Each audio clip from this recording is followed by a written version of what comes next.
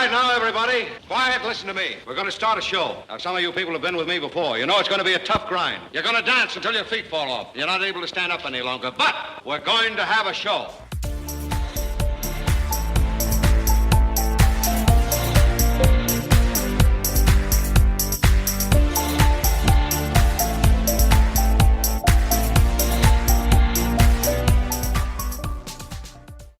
Hey, welcome back to the Pink Door Podcast. I'm Jim Aldred, and I'm so glad you're here today, because today's episode just might be the one that you've been waiting for.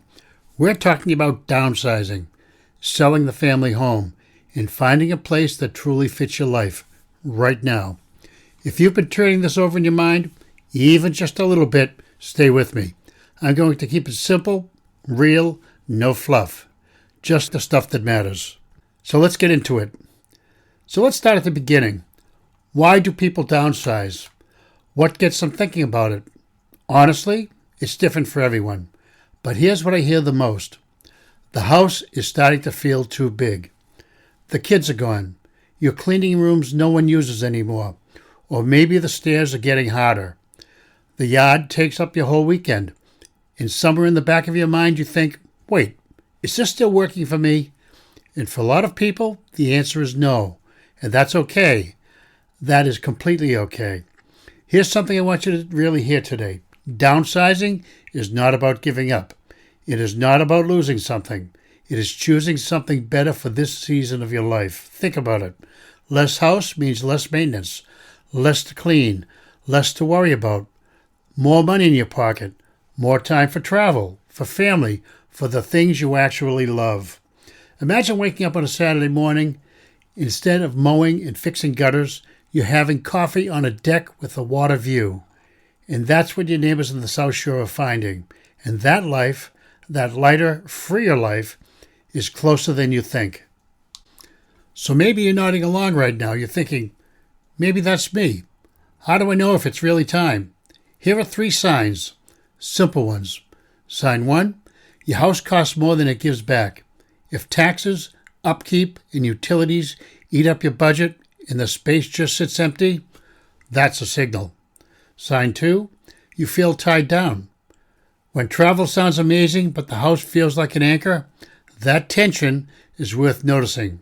Sign 3, you've started imagining something different. If you catch yourself browsing condos online or slowing down as you drive past a 55-plus community and start thinking, is that curiosity?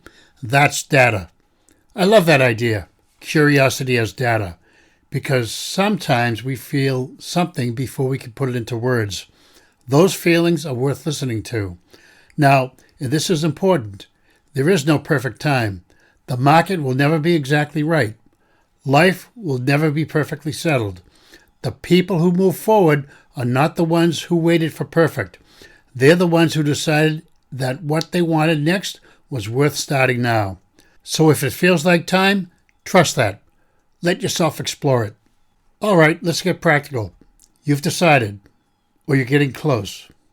You want to sell. Where do you start? Step 1, breathe. This doesn't happen all at once.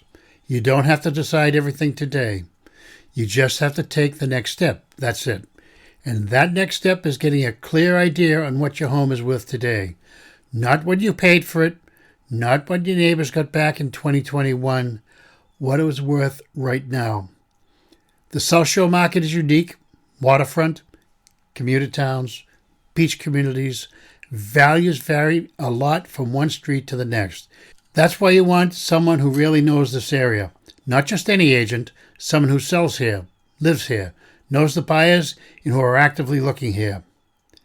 When you sit down with the right agent, you start to see a clear picture, and that clarity, it's freeing. Now, the next place people sometimes get stuck, the stuff, the furniture, the collections, the basement. 40 years of life, all in one house. I know it can feel overwhelming. I hear it all the time. But here's what I always say. You don't have to sort everything before you list. Just start with one room, one closet, one Saturday morning, and ask yourself this question. For every single item, does this come with me? Does it go to someone I love, or does it move on to someone new? That third pile, That's not loss, that's your legacy. Someone else gets to love it next. And here's something else I want you to know. You are not alone in this. There are estate companies and senior move specialists right here in the South Shore who do this every day, and they are wonderful. They make it manageable. You don't have to figure it all out by yourself. Okay, so the home is sold, or it's going on the market. Now comes the fun part. Where are you going? And this is where I want you to think big. Don't just downsize your space, upgrade your life. That starts with one question. What do I want my days to look like? Not what's practical, not just what you can afford. First, what do you want? Do you want to walk to coffee in the morning?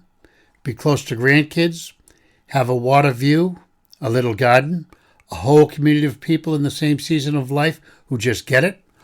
All of that exists here on the South Shore, in different shapes and sizes.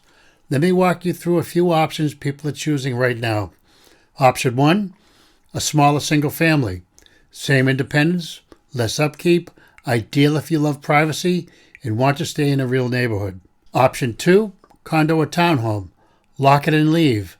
Snow removal handled. Perfect for travelers and people who want real freedom. Option 3, a 55-plus active community. Neighbors in the same season of life, a built-in social life, amenities. These communities are often incredibly vibrant. And option 4, accessory dwelling or in-law suites. Move closer to family without moving in with your family. A smart choice for a lot of people. There's no wrong answer here.